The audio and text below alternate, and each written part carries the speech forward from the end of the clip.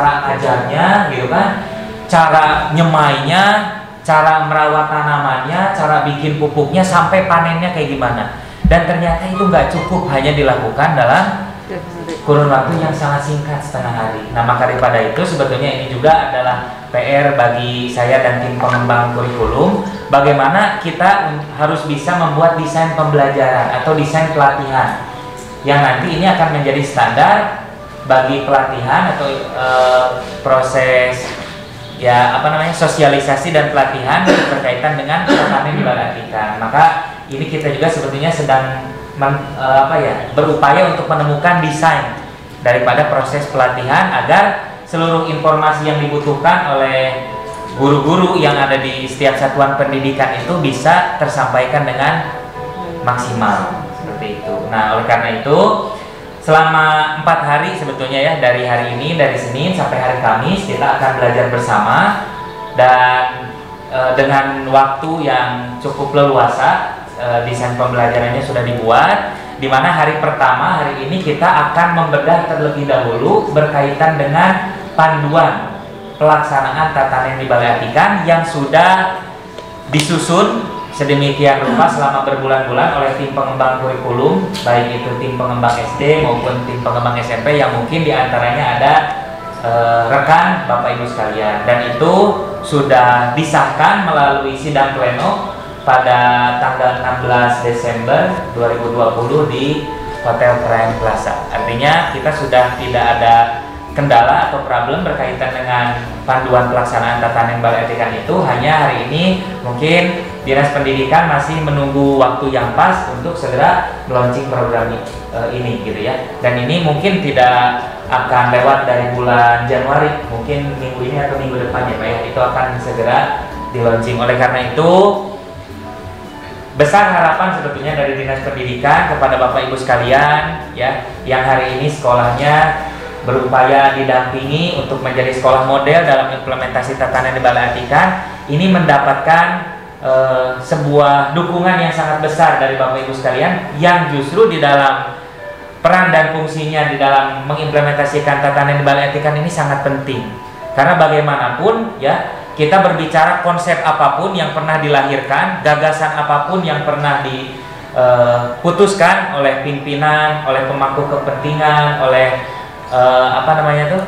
pemerintahan kita, jika kita sebagai eksekutor yang tidak bisa melakukan seluruh kebijakan itu dengan baik, maka seluruh konsep yang digali, yang dikristalisasikan dari berbagai gagasan selama berbulan-bulan itu tidak akan menghasilkan dampak yang signifikan. Oleh karena itu, kebijakan apapun, program apapun, ini sangat tergantung pada proses implementasinya. Apakah proses implementasinya bisa kita lakukan dengan baik atau tidak? Nah, saya juga sebetulnya sangat memaklumi jika hari ini di banyak sekolah masih terjadi miskonsepsi. Ya, jadi masih ada kan banyak sekali miskonsepsi ya. Ada yang sudah bagus gitu kan, tanamannya udah semangat banget beli bibit gitu kan, dan lain sebagainya. Ada yang nyemai dari biji, setelah panen dibuat mie rebus gitu kan ya. Nah, ini juga sebetulnya kita memang perlu proses belajar yang sangat panjang ya. Ternyata hari ini kita memang kembali kepada fitrah kita sebagai insan akademis ya, bahwa guru itu kan insan akademis sesungguhnya, yang bertugas bukan hanya memberikan pengajaran tetapi juga belajar meningkatkan kompetensi dan kapasitas dirinya. Karena sebagaimana kita ketahui bahwa kita akan mengajar hanya hal-hal apa yang kita ketahui sebagai bahan ajar. Jadi kalau kita pemahamannya terbatas, pengetahuannya terbatas, otomatis kita di kelas tidak akan bisa menyampaikan apapun. Karena pengetahuan kita terbatas.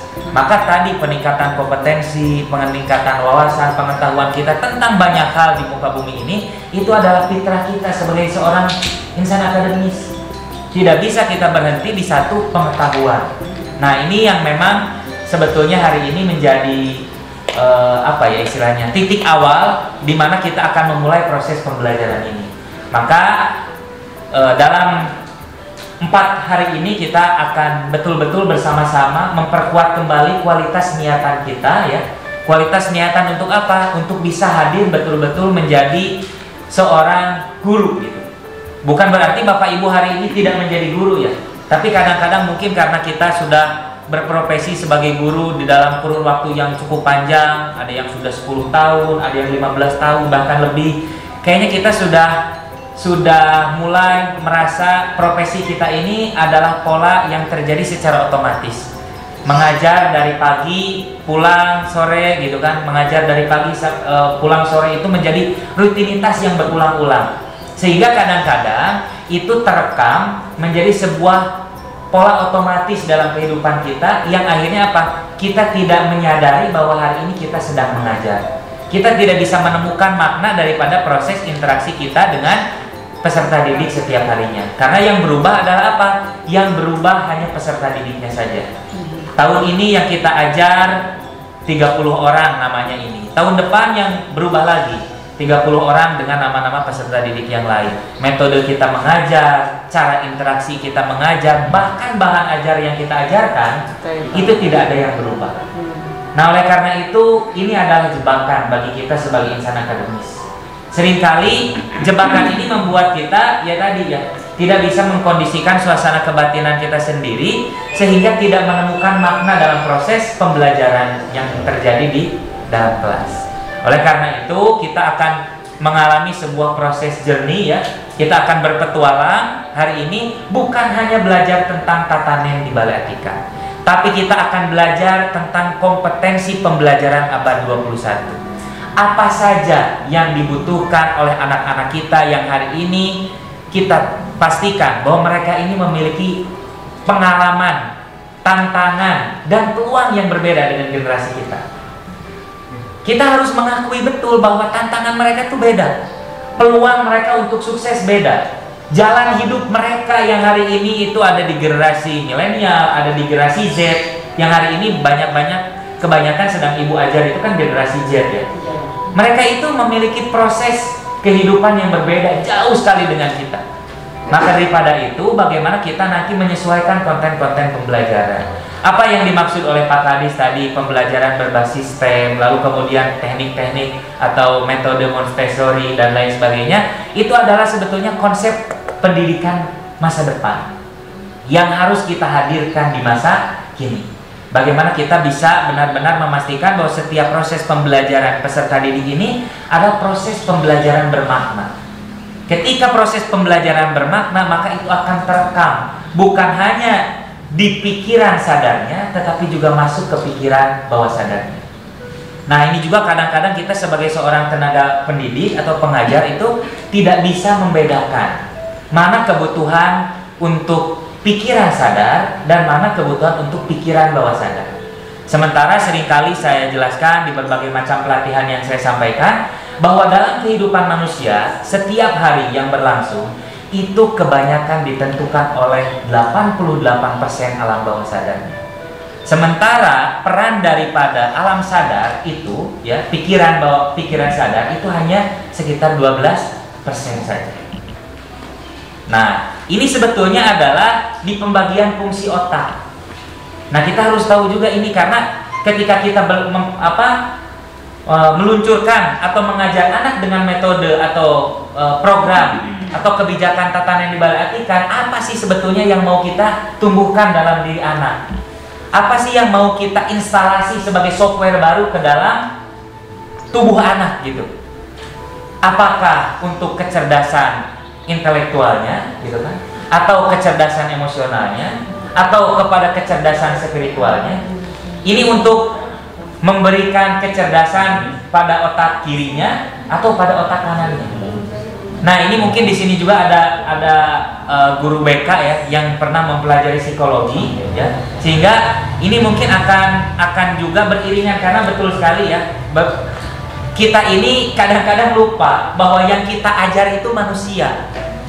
Sementara selama ini dalam metode proses pembelajaran kita setiap hari di kelas, kita seringkali tidak menyadari bahwa yang kita ajar ini adalah manusia yang terlahir sesuai dengan fitrahnya dengan jutaan potensi hidupnya. Dalam berbagai agama, apalagi agama kita yang mayoritas agama Islam, itu dijelaskan bahwa manusia dilahirkan sebagai makhluk yang paling sempurna. Maka kesempurnaan sebagai seorang manusia ini harus mampu dibangkitkan, ditemu kenali melalui apa? Melalui proses pendidikan. Ada sebagai manusia yang memiliki kecerdasan yang tiada terbatas. Nah, sayangnya selama ini sistem pendidikan formal hanya berorientasi pada proses pendidikan untuk menumbuh kembangkan kecerdasan otak kiri saja. Bagaimana peserta didik kita pandai berhitung, bagaimana peserta didik kita pandai membaca, bagaimana peserta didik kita menjadi ahli debat, bagaimana peserta didik kita mampu mempertahankan argumennya, bagaimana peserta didik kita untuk bisa logis, bagaimana peserta didik kita harus bisa kritis. Bagus gak itu? Bagus. Sangat-sangat bagus. Karena daya nalar kritis itu juga merupakan filter bagi anak untuk membentengi dirinya dari apa? Dari pengaruh-pengaruh buruk lingkungan sosialnya. Tapi apa? Pendidikan hari ini melupakan bahwa ternyata ada yang memiliki peran yang paling penting, yang paling besar dalam tumbuh kembang anak dan menentukan bagaimana anak-anak kita ini akan menjadi manusia yang seutuhnya di masa yang akan datang. Yakni apa? Pertumbuhan yang berorientasi pada apa? Aktivasi kecerdasan otak kanan. Yang seringkali kita analogikan bahwa otak kiri ini adalah sebagai pikiran sadar dan otak kanan sebagai pikiran bawah sadar. Kalau tadi pikiran sadar itu berkaitan dengan logika, kemampuan mempertahankan argumen, kemampuan berdebat, kemampuan berkomunikasi. Lalu apa yang ada di pikiran bawah sadar? Nah, yang ada di pikiran bawah sadar yang pertama adalah belief system. Jadi belief system itu tidak dibangun atau tidak terekam di alam sadar yang 12%, tapi terekam di alam bawah sadar. Ini adalah gelombang yang paling dekat dengan alam bawah sadar. Karena belief system ini berkaitan dengan keimanan, berkaitan dengan keyakinan, berkaitan juga dengan apa yang menjadi konstruksi dia berpikir dalam meyakini sesuatu. Ya, di dalam yang dinamakan dengan belief system ini ada yang disebut dengan apa? Super power ya, atau auto power. Disinilah kekuatan manusia itu ada. Nah, seringkali hari ini kita melihat bahwa anak-anak kita itu memiliki tantangan yang cukup sulit, Bapak Ibu sekalian ya. Berbeda sekali tantangannya dengan kita yang mungkin dulu itu masih bersaing hanya antar teman di lingkungan masyarakat yang bisa kita jumpai. Anak-anak kita hari ini memiliki tantangan yang berbeda. Mereka bersaing dengan dunianya yang sangat mengglobal. Bukan hanya bersaing dengan orang Purwakarta saja, bukan hanya bersaing dengan orang Indonesia saja. Hari ini mereka bersaing sebagai apa? Sebagai penduduk dunia. Apalagi sekarang perkembangan teknologi, sudah ada artificial intelligence ya, ada kecerdasan buatan. Ini kalau manusia tidak kembali mengenal kepada potensi yang tertinggi sebagai ruang untuk mengakses kecerdasan sepenuhnya atau seutuhnya sebagai manusia, ini kayaknya nggak bisa bersaing dengan seluruh tantangan yang ada itu. Nah, di dalam belief system itu, Bapak Ibu sekalian, ada yang dimaksud dengan hope ya, atau harapan.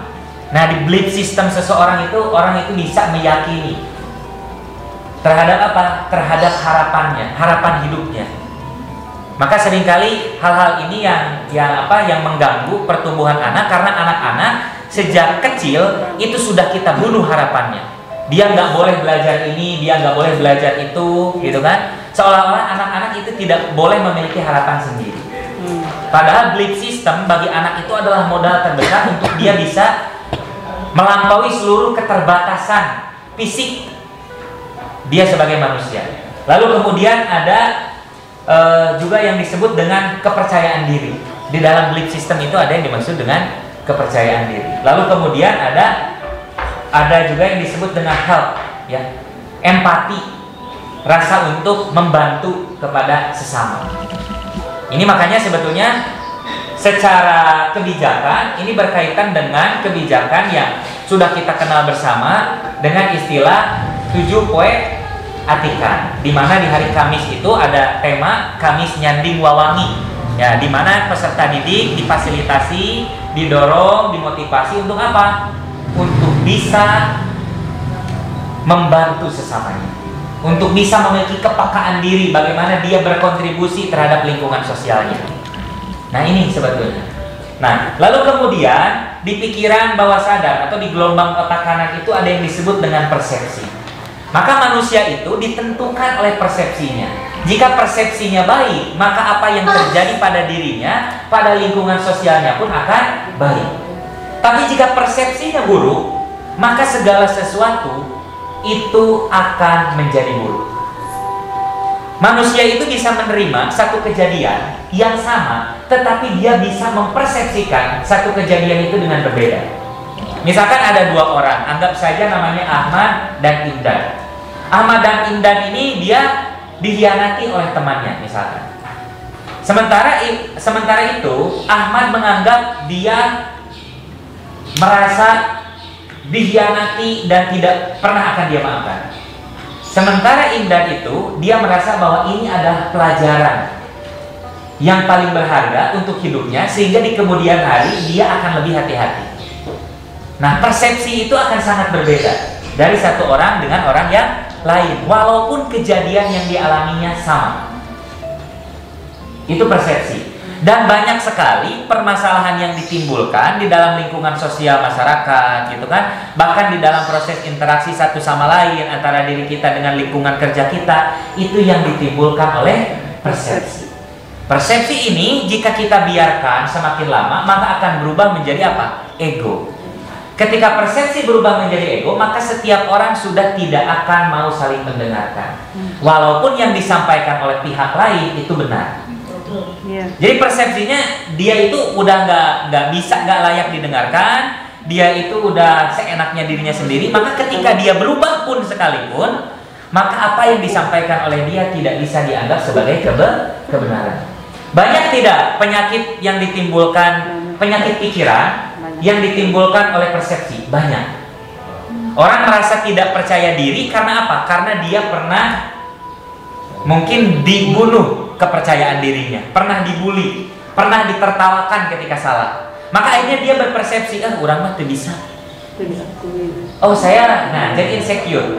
Ada seorang anak misalkan, ketika ini berhubungan, ini penting untuk materi pengantar kita. Karena proses pembelajaran tatanan di Balai Atikan ini akan melakukan proses pembelajaran berbasis proyek, di mana di tahap akhir nanti peserta didik harus ke depan dan menyampaikan, menceritakan pengalaman bermakna dalam belajarnya secara verbal.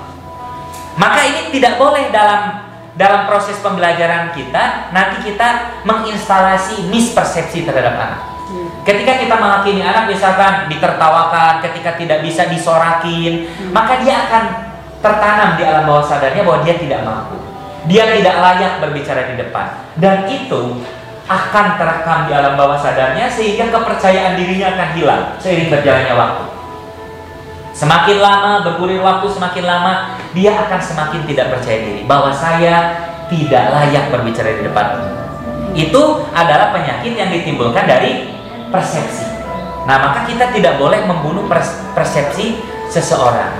Bagaimana kita sebagai tenaga pendidik ini harus selalu bisa mempersepsikan baik bahwa anak yang hari ini belum berhasil menjalankan proyeknya, gitu kan, bukan berarti dia gagal. Ini adalah proses pembelajaran yang berharga. Jika dia tidak gagal hari ini, maka mungkin dia gagal di masa yang akan datang. Maka ketika kegagalan terjadi hari ini, itu adalah cara dia mempersingkat kegagalan yang mungkin akan terjadi di masa yang akan datang. Sehingga guru ini menjadi apa? Guru-guru yang mengajar juga dengan empati. Mengajar dengan apa? Dengan persepsi yang baik, bahwa kita tidak benar seutuhnya, bahwa kita tidak selalu absolut menjadi yang terpintar di dalam ruangan kelas. Makanya tadi Pak Kadis berbicara bahwa guru sebagai fasilitator pembelajaran, betul tidak? Iya. Ketika guru sebagai fasilitator pembelajaran, apa yang harus terjadi? Maka harus bisa mempersepsikan hal-hal yang baik terhadap peserta didik. Inilah yang disebut dengan motivasi belajar. Sehingga peserta didik akan memiliki tadi kekuatan, motivasi untuk terus belajar, mempelajari hal-hal apa yang dia belum paham. Nah, itu berkaitan dengan persepsi. Lalu persepsi itu seringkali dikatakan dengan apa? Persepsi itu seringkali dikatakan dengan jendelanya dunia. Duh, besok dia itu udah di depan kelas misalkan yang presentasi temennya dulu. Geus deg-degan ditinggal, yuk sih kurang lebih beruan, ada khawatir. Itu karena hanya persepsi. Lalu kemudian was-was. Nambah lagi ke was-was naon? Galau. Nah, maka daripada itu kita harus memastikan dalam proses pembelajaran kita bisa mewariskan persepsi yang baik terhadap anak-anak. Bahwa anak-anak ini pasti bisa. Bahwa kamu ini hebat. Bahwa kamu ini terlahir dengan kemampuan dan kecerdasan yang sangat luar biasa. Sehingga apa? Kepercayaan diri anak tumbuh. Dan ini akan menjadi instrumen penting dalam proses pembelajaran tatanan diperhatikan yang akan kita bahas sesuai dengan panduan yang akan kita lihat nanti. Nah, kayak gitu. Lalu kemudian poin selanjutnya adalah value. Value itu adalah nilai. Nah, nilai ini seringkali dikaitkan dengan automotivation, ya. Automotivation itu adalah berkaitan dengan seberapa besar motivasi internal, kualitas niatan dia. Maka seorang tenaga pengajar, tenaga pendidik atau seorang guru itu harus selalu menyampaikan pesan-pesan ini setiap hari di kelas. Bahwa hari besok ketika kita bertemu di dalam ruangan kelas itu adalah momen yang sangat istimewa. Ada pembelajaran yang mengasihkan yang menunggu kita besok hari. Sehingga kualitas niatan anak ketika besok dia bangun pagi, menenteng tasnya, datang ke kelas, datang ke sekolah, itu sudah sangat optimal. Sehingga ketika dia optimal, maka dia mengikuti proses pembelajarannya dengan baik. Nah, masalahnya anak-anak kita hari ini ya pulang sekolah main game. Komo di Purwakarta ke aya PR, jadi main game na jong-jong sampai ke jam 11 wengi. Benar enggak? Iya. Belum jam 11, jam 1, jam 2. Setelah itu apa yang terjadi? Bangun paginya kesiangan, belum sadar, belum menyadari ini hari apa, mau belajar apa, dia datang cap ke kelas. Dan di kelas diajar dengan metode yang sangat kaku. Akhirnya apa? Stres anak-anak kita. Dia kehilangan motivasi internal untuk belajar. Nah, maka dalam program atau mengimplementasikan desain kelas dalam proses pembelajaran tatanan di Balai Atikan, ini harus selalu menyampaikan pesan-pesan yang membangkitkan motivasi internal anak. Dia diberikan ekspektasi bahwa kelas besok itu akan sangat mengasihkan. Kita akan bertemu dengan suasana yang sangat membahagiakan. Kita akan belajar banyak hal. Besok kita belajar dengan seru loh. Itu dijelasin semuanya. Sehingga dia memiliki apa? Makna. Dia tahu kenapa dia harus datang ke sekolah. Dia tahu kenapa dia harus ketemu ibu gurunya. Dia punya kualitas niatan yang cukup untuk memulai belajar besok hari. Ini menjadi elemen penting. Lalu yang selanjutnya adalah self image. Ini juga terekam di alam bawah sadarnya anak, di pikiran bawah sadar. Nah, ini berkaitan dengan apa? Berkaitan dengan proyeksi. Ya. Jadi ini tuh lebih kepada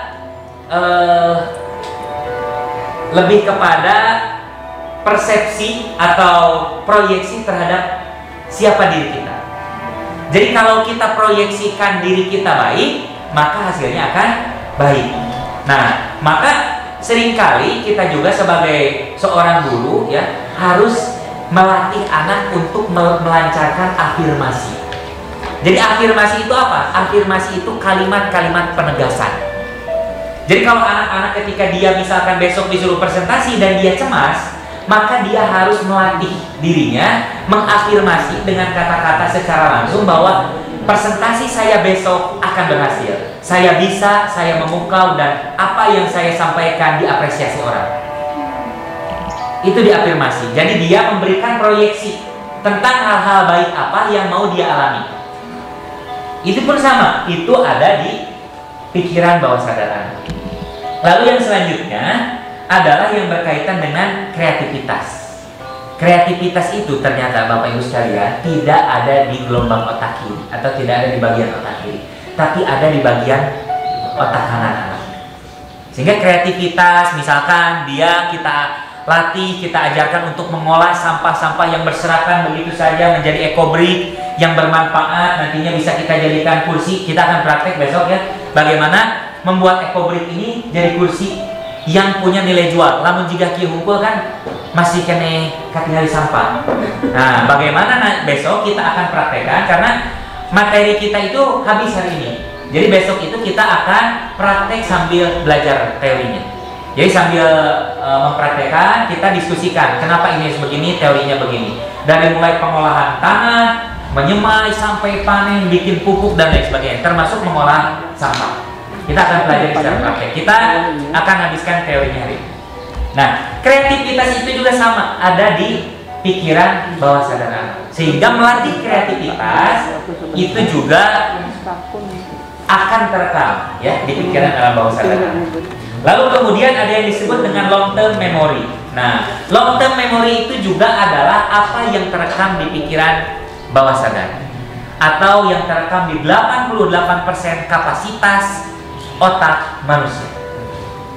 Dari mana? Dari saat kita mulai mengingat sesuatu sampai hari ini. Jadi kalau kita dari mulai usia 2 tahun sudah mengingat sesuatu, sebetulnya data itu ada dalam diri kita. Hanya kita tidak mahir untuk menggali datanya. Nah, maka ketika seseorang dengan kreatif, dengan kecerdasan, dengan kesadaran, dia bisa mengakses pikiran bawah sadarnya, maka seluruh data yang pernah dia terima semasa hidupnya itu bisa dia ingat. Walaupun dia belajar sepintas, walaupun dia hanya mendengar sepintas atau sekilas.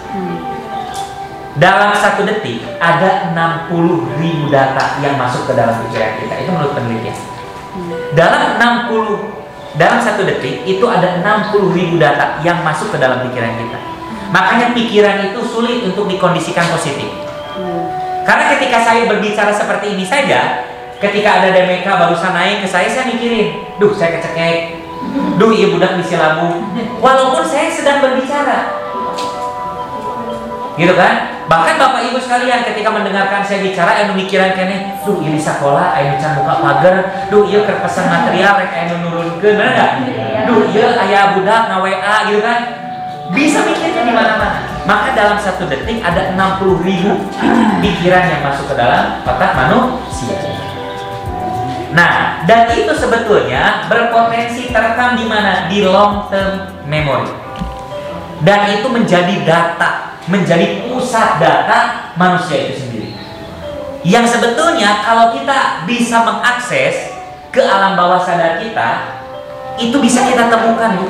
Data-data lama yang kita pelajari lagi TK, lagi SD, tapi syaratnya semua yang kita pelajari itu harus memiliki makna. Jadi kalau cuma selewat atau peristiwa-peristiwa yang gak penting itu sulit terekam. Tapi kalau makna, kita misalkan pernah diperlakukan baik sama orang, terus kita pernah melihat kalimat-kalimat positif yang akhirnya itu membangkitkan banget, ada maknanya, itu bisa kita gali. Walaupun kita sudah melewati itu 20 tahun yang lalu. Karena itu terekam di pusat data atau yang kita istilahkan dengan LTM, long term memory. Kalau kita bisa mengakses itu bisa kita temukan data-data lama yang pernah kita pelajari, yang pernah kita ingat, ya, yang pernah kita rekam, kayak gitu, ya. Lalu kemudian yang ketujuh adalah intuisi. Ada yang pernah mendengar istilah intuisi? Ya. Intuisi ini adalah seringkali dianalogikan dengan gerbang alam bawah sadar. Jadi ketika seseorang dia ingin masuk ke gelombang alam bawah sadarnya, ke pikiran bawah sadarnya, maka intuisi ini menjadi gerbangnya. Nah, sebetulnya ketika kita berbicara tentang hal ini, maka kita akan temukan berbagai macam bimbingan ya atau panduan secara spiritual, baik itu yang disampaikan oleh agama secara langsung ya dari kalimat-kalimat atau firman Tuhan, maupun apa yang disampaikan oleh guru-guru spiritual kita, oleh ulama, oleh kiai, oleh ajengan, oleh ustadz yang ada di lingkungan kita, gitu ya. Lalu kemudian intuisi itu berkaitan dengan apa? Ya, berkaitan dengan ide dan gagasan. Ya, berkaitan dengan ide dan gagasan. Lalu kemudian dari intuisi itu muncul juga yang ada di pikiran bawah sadar itu berupa emosi. Nah, jadi kalau seseorang emosi, ya, ada emosi tertentu di dalam dirinya, maka itu pun sama. Itu berasal dari pikiran bawah sadar. Ya. Maka emosi ini juga sering menjadi permasalahan atau ada kasus-kasus yang berhubungan dengan emosi di dalam diri anak. Misalnya kita melihat ada anak-anak yang trauma. Karena apa? Karena dia misalkan pernah mengalami kekerasan fisik. Lalu kemudian selain trauma, di permasalahan emosi itu ada juga yang disebut dengan fobia. Ada anak-anak kita yang ketika melihat cacing, wah ngejerit juga naon. Kalau takut biasa kan, ih jijik, gila nih lah kayak gitu kan. Ada yang fobia, fobia itu beda dia. Dia punya rasa takut, rasa cemas, rasa khawatir yang berlebihan. Itu fobia. Itu pun sama ya, permasalahan yang berkaitan dengan pikiran bawah sadar atau yang kita sebut dengan bagian daripada emosi. Nah, ini sering terjadi, ada trauma akibat ya tadi. Kalau kita misalkan di awal salah meletakkan persepsi pada anak, dia mungkin bisa juga trauma. Ketika dia maju ke depan, dia dibully, lalu kemudian di proses belajar yang selanjutnya dia gak mau maju ke depan. Karena apa? Karena punya sisi-sisi trauma. Nah, lalu yang selanjutnya ini yang berkaitan dengan hal penting yang harus coba kita tekan, dorong, ingatkan kepada anak. Yakni yang berkaitan dengan habits atau kebiasaan anak. Kebiasaan anak, Bapak Ibu sekalian, inilah yang akan menjadi karakter anak yang sesungguhnya.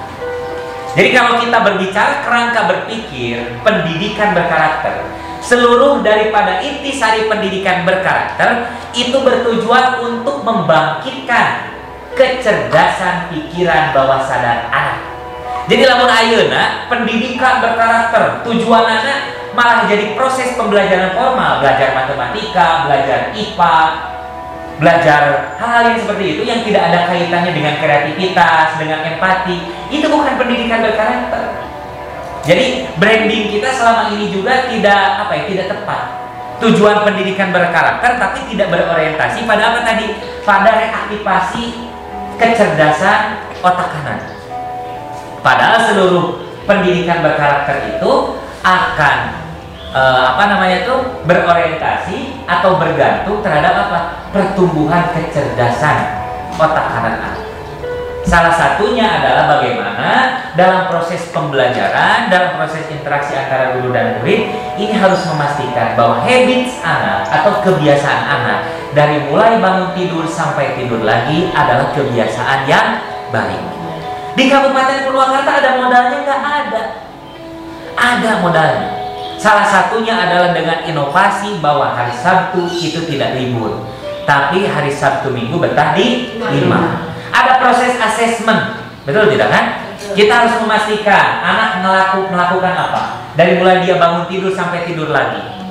Lalu kita asesmen. Dulu di sekolah ekologi di Kahuripan Pajajaran ada Pak Bambang ya. Dulu kita sempat nih bagaimana kita merumuskan proses asesmen di Sabtu Minggu betah di IMA itu agar bisa lebih terkontrol dengan baik. Nah, bahkan sebetulnya di tengah-tengah situasi pandemi ini kita kan banyak nih melakukan inovasi model pembelajaran dan lain sebagainya ya. Sebetulnya kalau kita mau lebih jujur, yang lebih tepat untuk implementasi pendidikan di tengah pandemi hari ini itu adalah program unggal poe betah di IMA. Betul nggak? Jujur aja gitu.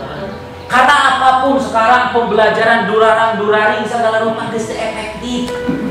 Ayeuna peserta didik satu kelas ada 30. Besok jam 9 anak-anak kita belajar ya, jam 8 ditungguan aya 4 kurang. Bener enggak? Opatnya geus uyuhan. Laporan ke Pak Kepala. Pak Kepala, kita mau aya 4 jalmi, atuh buku naon teh di komunikasi ada emang lain teh di komunikasi ya. Hese. Yang 4 orang akhirnya apa dia? Dia tergeser persepsi nu lain di eueuh. Bener enggak? Akhirnya naon pas aya kelas teh isukna jam 10 moal aya nu opat teh. Jadi hiji. Nu hiji ge eta saking ku indungna guru, miluan gitu. Dipaksa ku indungna da indungna guru, sarua jadi hate lamun keur ngajar eueuh muridna kan kitu nya. Akhirnya nu hiji ge lama kelamaan jenuh karena apa? Gurunya pun sama-sama jenuh.